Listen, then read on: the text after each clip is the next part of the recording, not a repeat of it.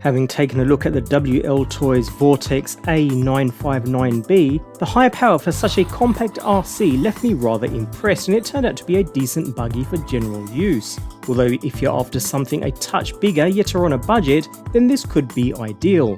The Wltoys 144001.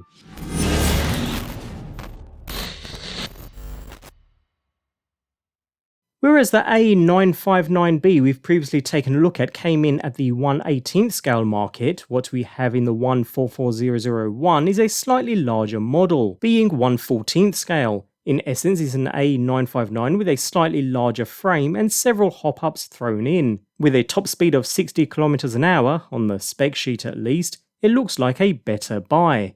It's a pretty basic package too, but includes everything you need to get up and running, bar the transmitter batteries of course. Alongside a user manual and a small plastic wrench, you'll find a small USB 2A charger for the included batteries, although you'd probably want a decent LiPo charger rather than this to be fair. Moving on to the Buggy though, available in a green as well as this red, this is designed to be an off-road vehicle, and with big wheels and studded tyres it should be able to handle some rougher terrain too. It certainly feels robust in the hand upon initial inspection, and at around the sub $100 price point, I'm pretty happy with what I'm seeing so far. There's plenty of metal to add to the strength too, with a complete metal chassis being a solid upgrade over the A959 and forming the basis of the entire design. Really pleased to see a metal chassis over plastic here, especially at this price point. Anyway, we can remove the rather attractive canopy with two small body clips to reveal more of the buggy's internals, and again it looks rather good in here.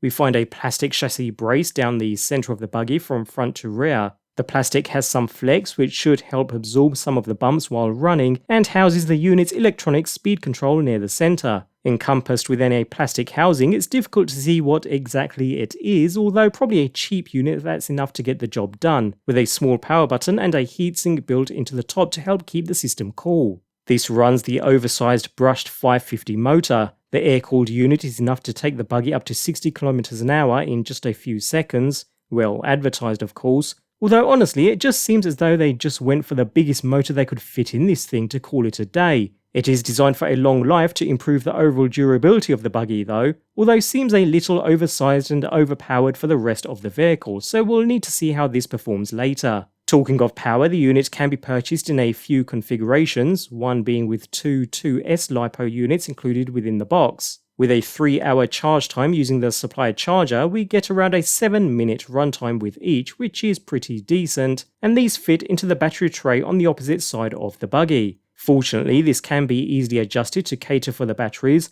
although the battery strap doesn't seem long enough, so you'll need to provide your own. A bit of an oversight by the manufacturer in that regard.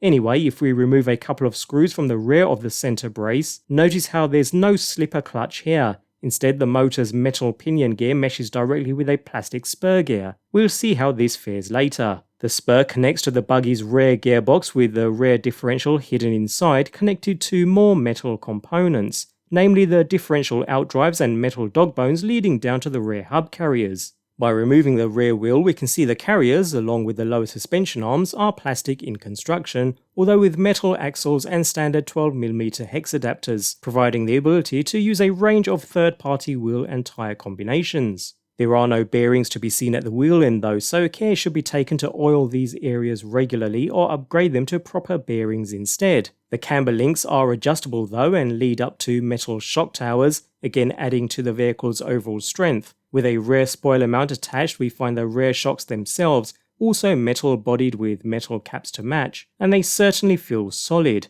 And yes, they're oil filled too, so a good amount of customizability does exist should you want to tinker with the setup to suit your driving style. The wheels incorporate a soft compound rubber glue to the plastic rims, very lightweight although very soft, so we'll need to see whether these balloon too much at the higher speeds to be of much use. At a starting point though, they seem quite decent, and the standard 12mm hex adapters do mean they are easily changeable should you prefer. The rear differential links to the front by way of a metal center drive shaft, leading to a similar setup at the front. Just like the rear, we have metal outdrives and dog bones leading down to metal axles, and we have metal hinge pins and retainers too, as well as adjustable camber links, again just like the rear. Obviously the difference here is the steering assembly. The toe links down to the wheels are adjustable too, and connect to a metal Ackerman plate and a mainly metal servo saver, so plenty of metal parts, which is nice to see. Connected to the adjustable servo arm is a rather cheap looking servo though, low down in the chassis. Finally, we have a metal shock tower and the same size shocks finishing off the front of the unit.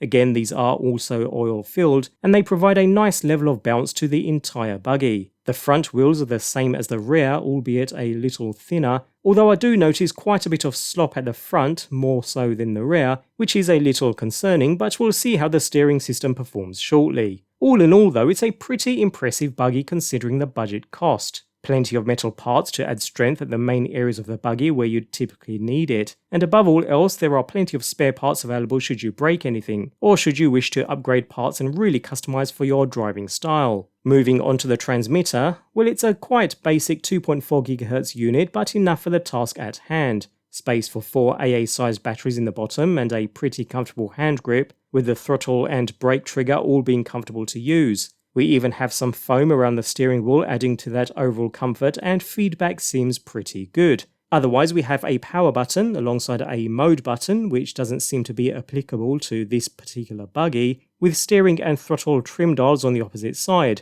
All come together to create a basic yet overall comfortable design. So with a fully charged battery, this thing runs like a rocket. Clearly it's more adapted to run on super flat, soft surfaces to enjoy the full speed, but to be fair, even then it's relatively hard to keep in a straight line, and unfortunately the steering direction with that weak cheap servo isn't precise enough to run long and far at full speed. The accelerations are great though, thanks to that large powerful motor bolted onto an otherwise lightweight buggy. It's probably overpowering the rest of the vehicle, so some upgrades could very well help. If you're into tweaking for high speed, this is certainly a model you'll want to consider. On some rougher terrain like loose soil, gravel or short grass, handling suffers even more. It's drivable and you can still have fun, but don't expect top-end speeds. The buggy will likely spin out before you get there. Fortunately, replacement parts and upgrades are readily available for this vehicle, so another positive in its favour. After a run, be sure to inspect all rotative parts. Even if the main spur wheel is fully covered, a small amount of sand can enter, and it can be fatal for the car. All in all, this is a nice little buggy, and fast too. If you're looking for a speed demon but are on a tight budget, this is really well worth a look. Handling suffers when mashing the throttle though, but with replacement and upgrade parts readily available online, it's easy to recommend.